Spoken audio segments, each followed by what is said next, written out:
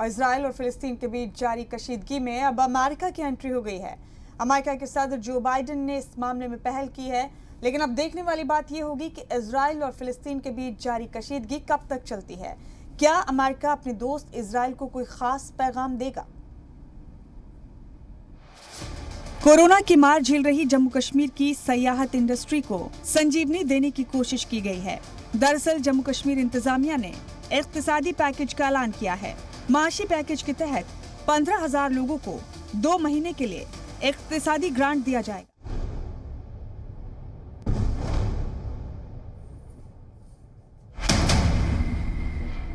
Gaza में अल जजीरा की इमारत तबाह।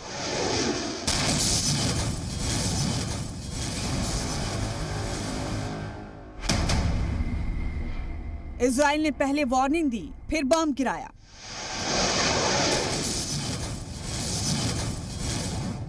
हमास के ठिकानों के बाद अब इजराइल के निशाने पर हैं फिलिस्तीन की हिमायत करने वाले अरब न्यूज चैनल, और इसका पहला शिकार हुआ है अल जजीरा।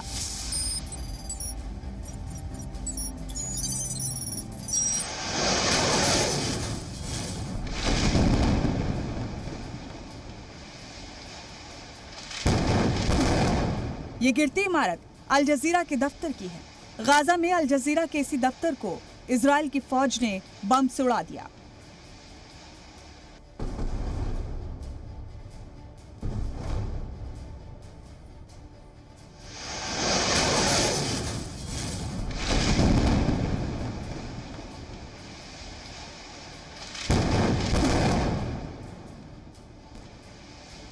हमले से पहले इजराइल ने अल जजीरा इंतजामिया को बाकायदा इंतबाह जारी किया था कि गाजा में उसके दफ्तर पर 1 घंटे के अंदर बमबारी होगी।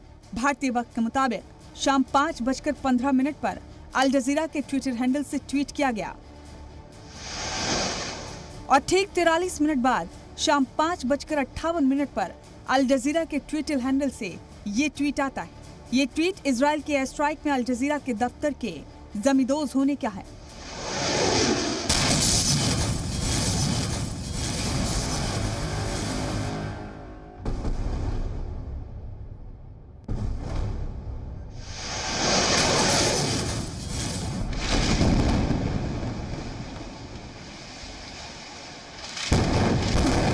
इसी इमारत में इंटरनेशनल न्यूज एजेंसी AP का भी दफ्तर था।